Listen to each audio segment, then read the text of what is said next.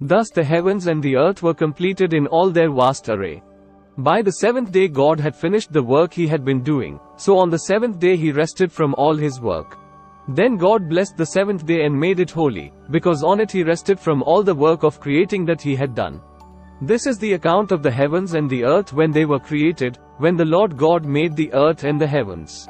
Now no shrub had yet appeared on the earth and no plant had yet sprung up, for the Lord God had not sent rain on the earth and there was no one to work the ground, but streams came up from the earth and watered the whole surface of the ground.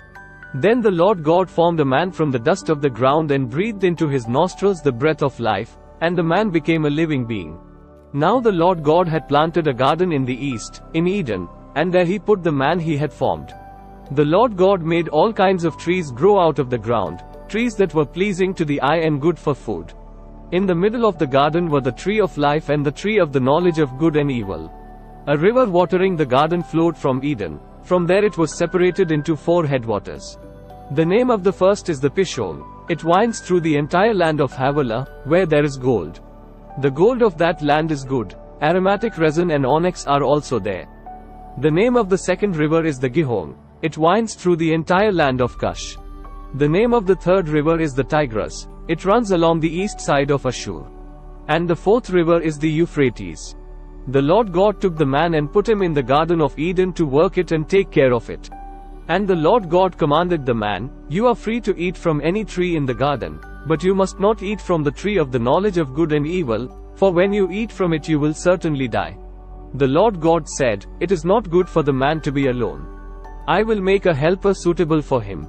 Now the Lord God had formed out of the ground all the wild animals and all the birds in the sky. He brought them to the man to see what he would name them. And whatever the man called each living creature, that was its name. So the man gave names to all the livestock, the birds in the sky and all the wild animals. But for Adam no suitable helper was found. So the Lord God caused the man to fall into a deep sleep. And while he was sleeping, he took one of the man's ribs and then closed up the place with flesh. Then the Lord God made a woman from the rib he had taken out of the man, and he brought her to the man. The man said, "This is now bone of my bones, and flesh of my flesh. She shall be called woman, for she was taken out of man." That is why a man leaves his father and mother and is united to his wife, and they become one flesh. Adam and his wife were both naked, and they felt no shame.